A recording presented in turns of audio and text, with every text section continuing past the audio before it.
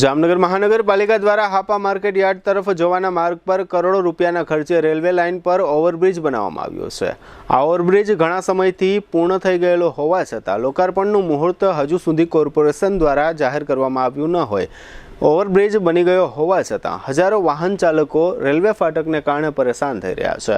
આ ઓવરબ્રિજનું કામ શરૂ થયું ત્યારે કોર્પોરેશન દ્વારા એવી જાહેરાત કરવામાં આવી હતી કે રેલવે ફાટકને કારણે થતા ટ્રાફિક જામમાંથી આ ઓવરબ્રિજને કારણે લોકોને મુક્તિ મળશે, પરંતુ ત્યારબાદ ઓવરબ્રિજ સંપૂર્ણ બની ગયો હોવા છતાં આજની તારીખે આ બ્રિજનું લોકાર્પણ કરવામાં આવ્યું ન હોય। પરેશાન થતા હજારો વાહન ચાલકો એકમેકને પૂછી રહ્યા છે કે કરોડોના ખર્ચે બનેલા આ બ્રિજનું લોકાર્પણ કરવાનું મુહૂર્ત કોર્પોરેશન ક્યારે જાહેર કરશે, જેને કારણે હાપા માર્કેટિંગ યાર્ડ ખાતે આવતા જતા વાહન ચાલકોમાં રોષ જોવા મળી રહ્યો છે। જામનગર મહાનગરપાલિકાનું કામ કાચબાની ગતિએ એટલે કે એકદમ ધીમી ગતિએ થઈ રહ્યું છે। પુલ બનાવવા સમયે પણ વધુ સમય લઈ આ રીતનો ઓવરબ્રિજ તૈયાર કર્યો છે। તૈયાર થઈ ગયા પછી પણ તેને ખુલ્લો મૂકવા માટે પણ મહાનગરપાલિકા તંત્ર મુહૂર્ત જોઈ રહ્યું છે।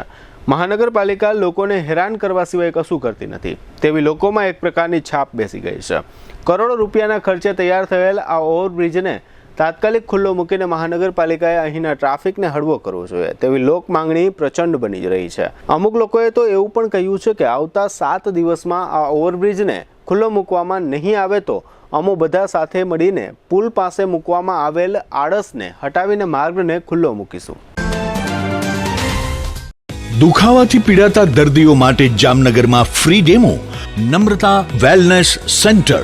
ચાલો અપનાવીએ નવીન એક્યુપલ્સ ટેકનોલોજી જે લોહીનું પરિભ્રમણ સુધારે, તમારા સ્નાયુઓને શક્તિ આપે, તમારા શરીરને જોમ આપે, ઉપરાંત પંજામાં સોજા થવા, પંજામાં ચડતા ગોટલા અને ગઠ્ઠા થવાની સમસ્યા, અન્ય ઘણા દુખાવાથી મુક્તિ મળે। લોહી પરિભ્રમણથી થતા આ રહ્યા સુધારા અને ફાયદાઓ।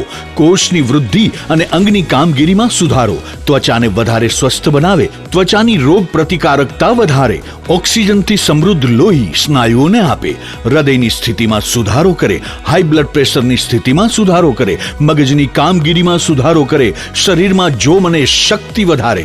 નબળા રક્ત પરિભ્રમણને પરિણામે અનેક દર્દો આવે છે જેવા કે ગઠ્ઠા થવા, સોજો ચડવો, તાણ, પગના તળિયામાં જણજણાટી, સાંધાનો લાંબા સમય સુધી દુખાવો, સ્નાયુઓ ખેંચાવા, ગોટલામાં દુખાવો। અમારા સેન્ટરમાં દરેક વ્યક્તિને રોજ 30 મિનિટ ફ્રી ડેમો આપવામાં આવશે।